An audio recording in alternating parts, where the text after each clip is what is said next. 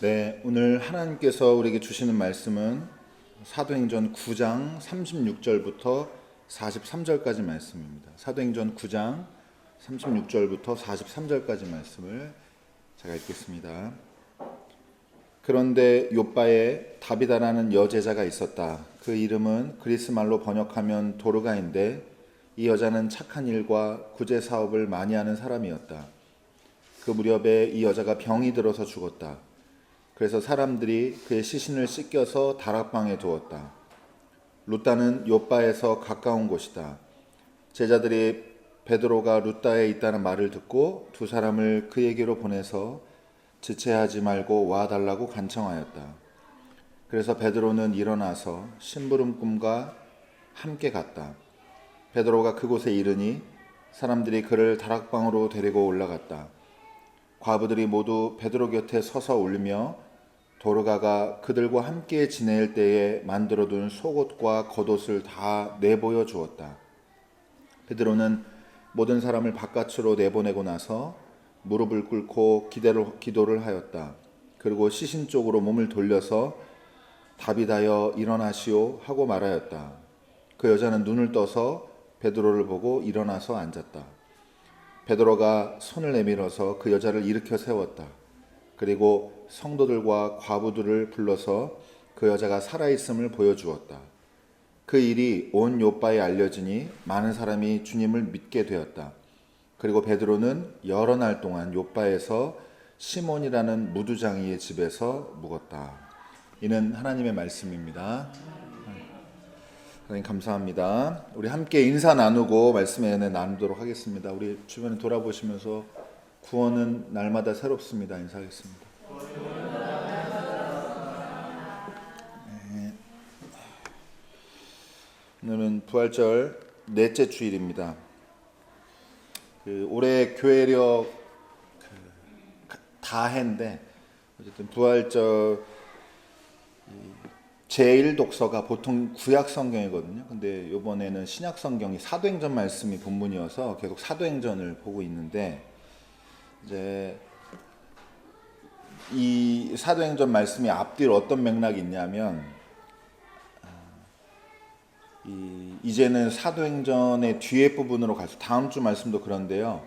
이제 본격적으로 이 복음이 이방인에게 향하게 되는 그 직전의 모습입니다. 그래서 본격적으로 이방인에게 복음이 전파되기 직전에 바로 오늘 욥바의 요 말고 또 한 번 기적이 또 있는데 이 두 가지 사건을 기록을 하고 있고 둘 다 베드로가 행한 기적이고요. 한 명은 남성을 고치고 한 명은 여성을 고치는데 한 명은 남성은 중풍병자였고 그다음에 뒤에 여성은 이제 지금 다비다라는 이 여성은 죽은 상황에서 이제 소생시키는 그런 내용이 기록이 되어 있습니다. 오늘 이 말씀을 통해서 오늘 하나로 이게 안 바뀌었어요. 제가 안 바뀌었구나. 이게 맞습니다. 다시 일어나는 생명이라는 제목으로 같이 말씀을 좀 나눠보도록 하겠습니다. 간단히 요 전체 맥락을 제가 지금 소개를 했는데 조금만 덧붙여서 두 가지만 기억하시면 되거든요. 보세요. 사도행전이 이제 복음이 이방으로 확장되고 유대를 넘어서는 이 울타리를 넘어서는 걸 이제 본격적으로 보여주게 될 텐데 그 직전에 기적을 두 가지 보여준다고 그랬죠. 근데 오늘은 이제 두 번째 기적 여성 다비다라는 여제자를 살린 이 일을 보겠는데요. 첫 번째로 우리가 볼 거는요. 이 장소가 어디냐예요. 여러분 장소 욥바라는 데거든요. 욥바. 지중해의 동남부의 연안에 위치한 항구 도시고요. 현재 이스라엘 가보신 분 있으시죠? 텔아비브 야파. 예, 그쪽입니다. 텔아비브의 남쪽 해안에 해당하고요. 신하 집사님 또 갑자기 불이 확 이스라엘? 샬롬. 네. 죄송합니다 지금. 근데 여기 욥바라는 데가 성경에 여러 번 나와요. 첫 번째로는 솔로몬이 성전을 짓는데 성전할 때 저도 어릴 때 이거 읽고 되게 이렇게 눈에 그려져 가지고 인상 깊었던 장면이 있었는데 외국에서 백향목 좋은 걸 수입하는 내용이 나와요. 네. 근데 이 레바논 백향목을 들여오는 항구가 바로 요빠입니다. 그리고 또 하나는 저희가 제일 유명한 거 말하면 요나가 니느웨로 가라고 그러는데 도망치잖아요. 다시스로. 도망치는 다시스 배를 탔던 곳이 바로 요빠입니다. 근데 여러분 그러니까 지금 힌트가 되죠. 여기가 지금 유대인들이 이스라엘 백성들이 외국으로 나가는 중요한 통로 중에 한 군데예요. 항구 도시고 무역도 활발하고 또 어쨌든 외국이랑 이 육로가 아니라 해상으로 연결되는 아주 중요한 이제 항구 도시였다는 건데 이게 의미가 있는 겁니다. 이게 첫 번째 기억해 주세요. 두 번째로는 이 살아난 여성의 이름. 오늘 성경에 보면 이름이 두 개가 나와요. 하나는 다비다. 그 다음에 그리스 말로 번역하면 뭐라 그래요? 도르가라고 하는. 이름이 두 개예요. 여러분 이름 두 개이신 분 있어요? 한국 이름이랑 일본 이름이랑 이렇게 있는 사람 누가 있어요? 우리 교회. 예. 여러분 이게 아주 중요한 힌트예요. 이 사람이 외국 이름 있으세요? 신나 집사님?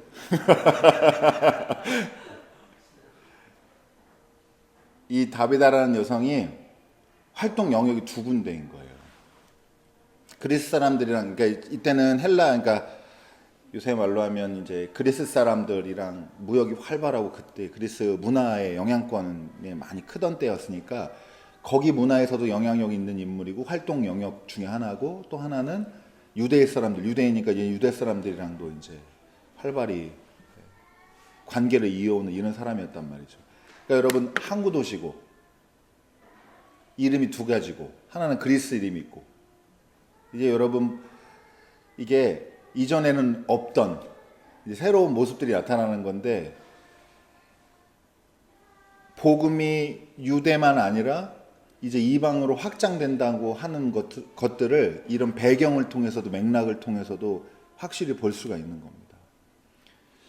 여러분 이 베드로의 이제 이 기적을 통해서 복음의 확장되는 복음의 생명력이 얼마나 힘이 있는지 이걸 보여주고 나서 이제 이 힘이 있는 운동력의 복음이 이 부활의 능력이 유대인이 아니라 이방 지역까지도 힘있게 나아간다고 하는 걸 보여주는데 가교 역할을 하는 게 이 요빠이고 그리고 거기에 중요한 인물이 다비다라는 이 여제자입니다. 그래서 전체 주제와는 직접적인 연관은 오늘 없지만 그래도 한 가지 또 좀 소소한데 참고해 보면 좋은 게요. 여러분 여기 여제자라는 말이 있죠. 여제자 딱 한 번 나옵니다. 신약 성경에. 다 그냥 통칭해서 제자라고 불러요. 이게 그러니까 우리나라 말에는 이런 구분이 잘 없지만 외국 말은 여성형, 남성형, 남성형, 여성형 말이 있잖아요. 원래 마테테스라는 게 제자예요. 근데 마테트리아라는 말로 써 있거든요. 근데 다시 한번 말씀드리지만 딱 한 번 여제자라고 이렇게 콕 집어서 얘기한 건 다비다가 처음입니다. 처음이자 유일하고 마지막입니다. 이게 초대교회 안에서 일단 저희가 한번 알 수 있는 거는 여러분 지금도 이건 마찬가지인데 교회는 여성분들이 일을 많이 하시죠. 그죠? 중요한 일들을 많이 하십니다. 근데 장로님들은 다 남자고 어떤 교단은 아직도 여성 목회자 안수 안 해주는 그런 교단도 있죠. 그러니까 나쁘다 좋다가 아니라 교회만의 고유한 어떤 정체성 이런 거에 잘 부합하지 못해요. 한국 문화랑 섞여가지고 권위적인 것들이랑 좀 섞이면서. 근데 어쨌든 초대교회에서는 여성 지도자들이 굉장히 중요한 역할을 했다는 거고 제가 근데 참고해서 그냥 말씀드린다는 이유는 여기서 여제자라고 해가지고 막 여성을 특별히 성경에서 좀 들어 올려주려고 썼던 말이 아니라 그냥 반대로 생각하시면 더 정확한데 그냥 이 당시에 저 여제자가 너무 중요한 인물이었던 거예요. 초대교회. 뭐 그리고 많죠. 마리아도 있고 뭐 예수님 사역하면서 여성들이 얼마나 교회에서 큰 역할을 초대교회에 큰 역할을 했는지를 볼 수가 있는 건데 어쨌든 마테트리아라고 딱 콕 집어서 말한 유일한 인물, 신약성경에서 이 다비다, 도르가라는 여성입니다. 그러니까 이 여성이 얼마나 중요한 역할을 감당했고 초대교회에 여러 가지로 유대나 이방인 문화 모두에 영향을 끼치는 초대교회의 유명한 지도자였다라고 하는 건데, 이 사람이 죽은 거예요. 병들어서. 그러니까 여러분 그러니까 그 교회의 큰 슬픔이에요. 근데 개인의 죽음이 정도가 아니라 교회의 초대교회의 큰 슬픔인데, 여러분 이 여제자가 이 다비다가 살아나면서 다시 교회가 복음의 능력을 얻고 이 기쁨을 회복하고, 그래서 교회가 다시 일어나는, 생명력으로 다시 일어나는 이 말씀을 가지고 있는 게 이 본문이고, 다시 한번 중요하니까 제가 한 번 더 언급하는데, 여러분 이걸 통해서 복음이 이방으로 가는 겁니다. 이방으로 가는 거예요. 이 동력을 받아가지고 이방 세계까지 펼쳐지게 됩니다.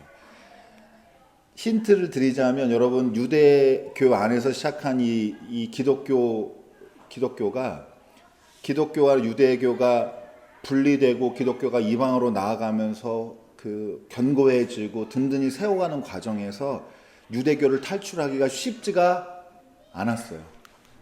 사도행전 읽어보면 여러 가지 일이 나옵니다. 베드로도 이제 다음 주에 바로 보게 될 텐데, 베드로도 고민이 많았어요. 이거 이래도 되는 건가? 나 유대인인데, 네? 막 이렇게 해서 할례를 받네 마네, 안 받아도 되네 마네, 막 이런 걸로 계속 고민도 하고 그랬는데, 더 중요한 것은 여러분 사도행전 1장 8절 말씀 기억나시죠? 성령이 너희에게 내리면 너희가 권능을 받고 능력을 받고 예루살렘과 온 유대와 사마리아와 또 땅끝까지 이르러 내 증인이 된다라고 하는 말씀을 이제 성령을 통해서 생명이, 부활의 능력, 복음의 생명력이 확장되면서 어떤 일을 벌이는지 이제 사도행전이 너무 기가 막히게 잘 그리고 있습니다. 그래서 어쨌든 앞뒤로 더 보게 될 텐데, 오늘은 이 다비다라는 여성에 대해서 조금 더 살펴보고, 이 여제자가 어떤 초대교회 인물이고 이 사람이 살아난 게 교회 공동체에 어떤 의미가 있는지, 이 부분을 좀 다시 얘기를 좀 이어서 해보도록 하겠습니다.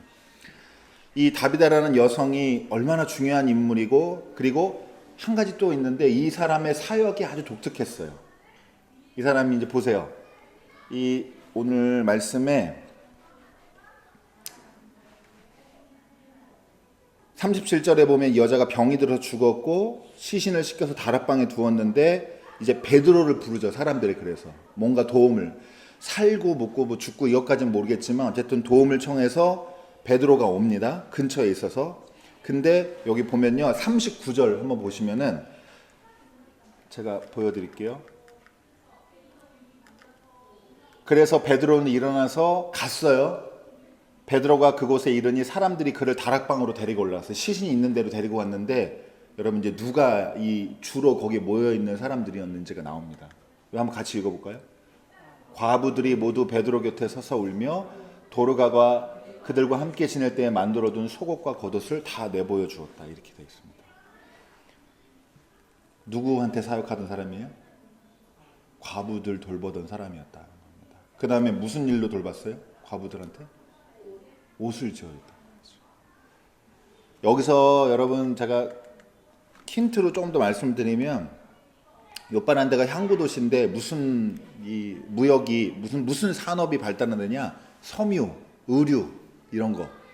그러니까 여러분 나중에 보면 여기 베드로도 누구네 집에 묵었대요? 무두장이 집에 묵었다 그러죠. 가죽, 피장, 가죽 세공하는 사람. 그러니까 이 지역의 이 교회 공동체의 초대교회에 이런 의류 관련된 일하는 사람, 패션업계 종사하는 사람들이 많았는데, 도르가라는 이 다비다라는 사람이 어떻게 일했냐면, 과부들이 사회적 약자일 때인데, 여러분 이게 말도 못하게 약자일 때입니다. 지금이랑 비교가 안 됩니다. 근데 이 과부들을 돌보고 챙기면서 이 사람들이랑 같이 무슨 사업을 했냐? 옷을 만들었단 말이에요. 여러분 옷을 아무나 만드냐? 권사님 아무나 만듭니까? 아무나 옷 만들어요. 그리고 이때는 옷이 유산으로 남겨질 정도로 가치 있을 때예요. 여러분 송사할 때도 보면은 속옷 내놓네, 겉옷 내놓네, 예수님 뭐 뺨 오른뺨 맞으면 왼뺨 내밀고 할 때 막 그런 얘기 나오죠. 그 옷 한 벌 가지고 뭘 거나. 우리는 지금 옷이 지금 안 입는 옷도 많은 이런 시대니까. 근데 여러분 이때는 옷이 굉장히 값어치 있을 때고 이걸 만들어서 이걸 가지고 과부들을 돌보던 사람이 이 여제자였다라고 하는 겁니다. 그러니까 일단은 전문직 종사자고, 그리고 자기 전문 분야에서 돈만 번 게 아니라 그걸 통해서 사회적 약자를 계속 돌보던 사람이고, 특별히 여성인데 이런 역할을 하면서, 여러분 그리고 초대교회는 예배 장소 보통 어디였을까요? 집이었어요. 가정. 그러니까 아마도 자기 집을 내어줘서 과부들이 거기에 머물고 어쨌든 하면서 그 인형 만들 우리 부업하는 거 그 정도가 아니라 사업을 크게 해서 그 사람들이랑 같이 먹고 살 수 있게끔, 초대교회가 재정적으로 굴러갈 수 있게끔 그렇게 하던 사람이니까 여러분 엄청난 사람인 겁니다. 그냥 이렇게 지금 시선으로 보면 안 되고 기업가에다가 아마 그럴 확률이 높아요. 기업, 요즘 말로 하면 기업가고, 그리고 기업을 통해서 혼자 먹고 사는 그런 악덕 기업이 아니라, 아니 악덕이라고 말은 그렇고 어쨌든 자기 혼자 먹고 이윤 챙기는 게 아니라 그걸 가지고 사회적으로도 역할하고 교회를 든든하게 세워나갔다는 아주 중요한 인물이다라고 하는 겁니다. 그러니까 여러분 제가 이걸 얘기하려고 구구절절 설명한 건데, 다비다의 삶이 생명력이 있었다는 거예요.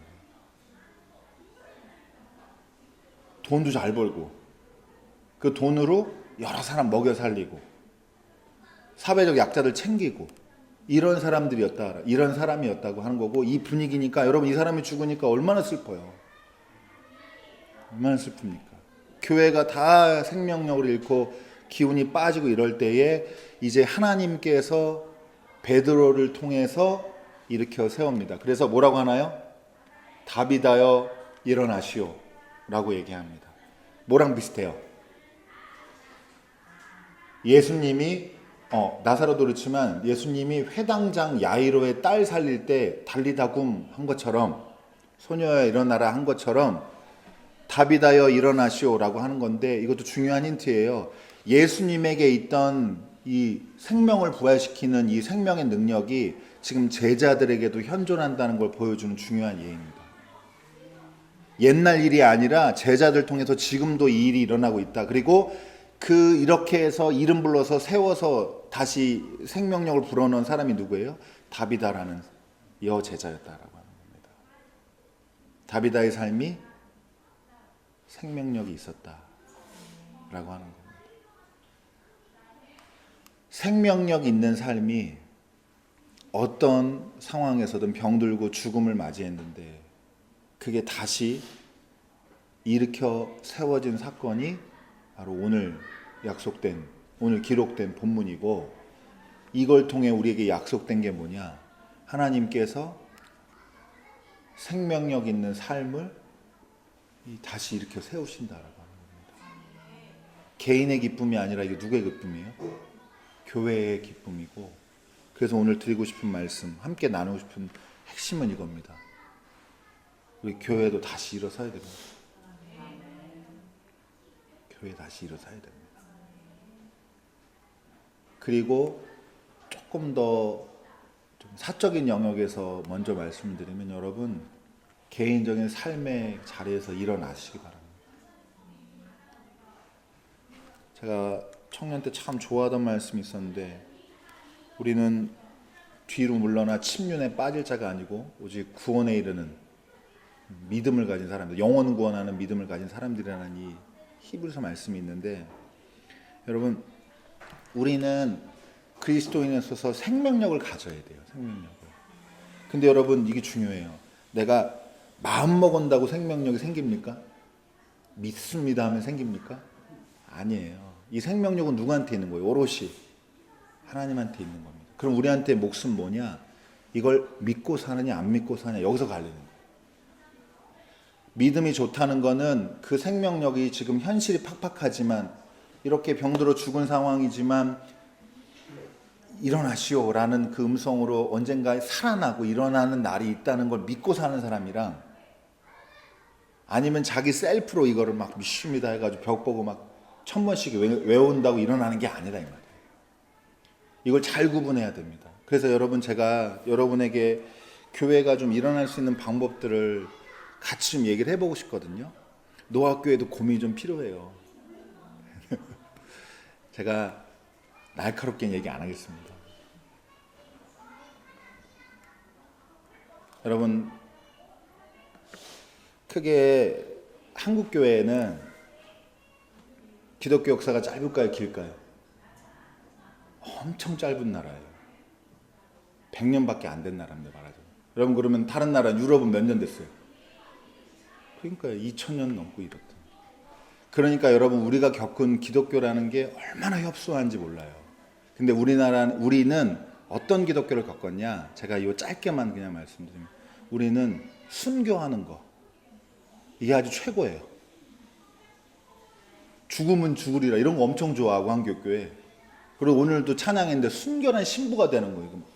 핍박과 조롱이 막 오는데 막 내가 그거를 막 물리쳐내고 막 이러는 거. 여러분, 교회 다닌다고 여러분 핍박 받으신 적 있어요? 요새? 최근 15년 동안? 없어요. 그런 시대가 이제 아니에요. 그러면 요새는 뭐 때문에 욕먹어요? 교회도 똑같으니까 욕먹는 거잖아요. 사회랑 다를 게 없으니까.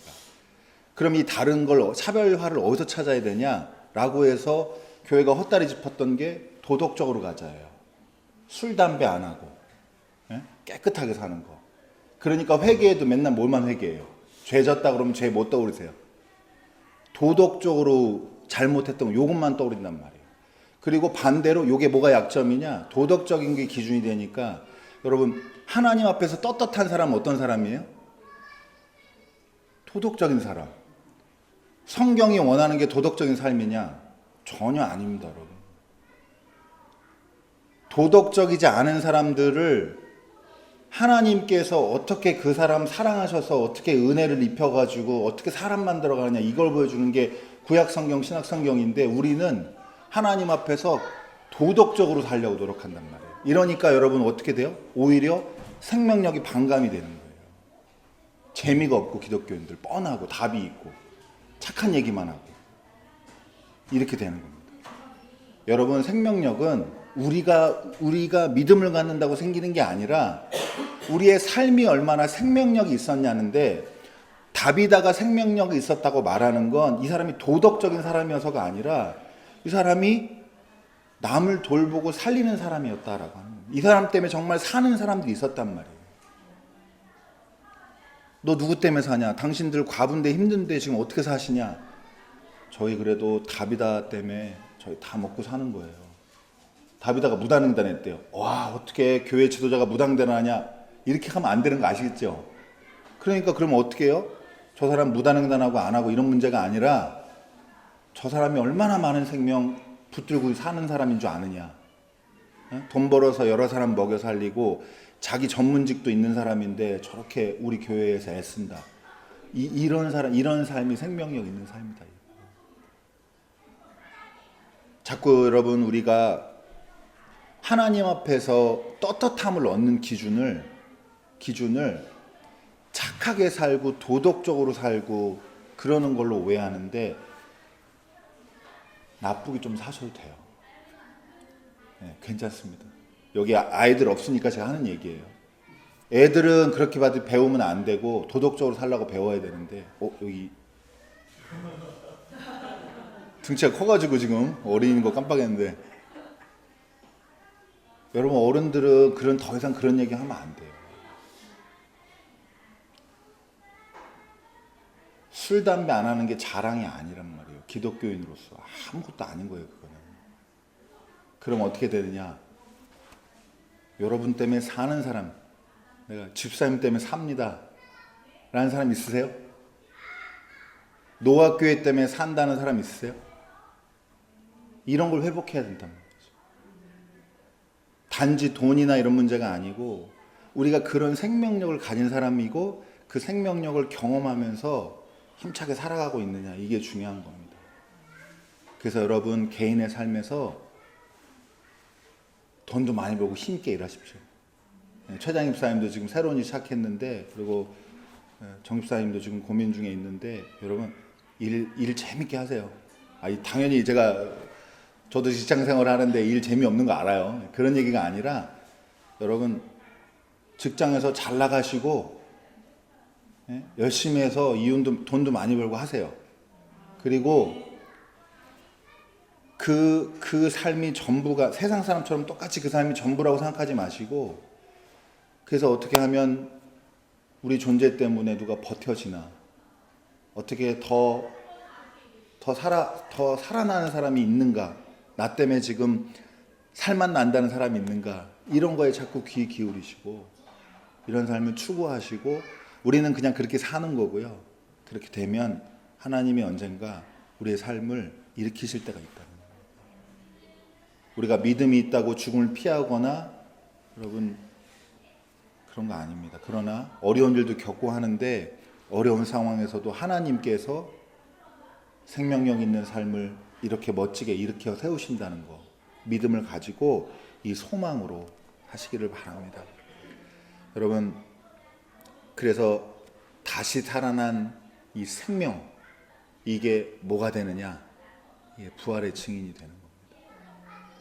도덕적으로 산 삶의 결과가 아니라 하나님께서 일으키신 일에 하나님이 원인이고 하나님이 결과인 거예요. 여러분, 우리는 그 삶을, 누군가 그런 삶을 선물로 받을 수 있다는 사실에 소망을 가지고 사셔서, 여러분, 어디도 진짜 제가 꺾이지 마시고, 여러분, 직장에서나 일터에서나 어려운 일 있을 때라도 마음 굳세게 먹고 서로 함께 그렇게 사셨으면 좋겠습니다.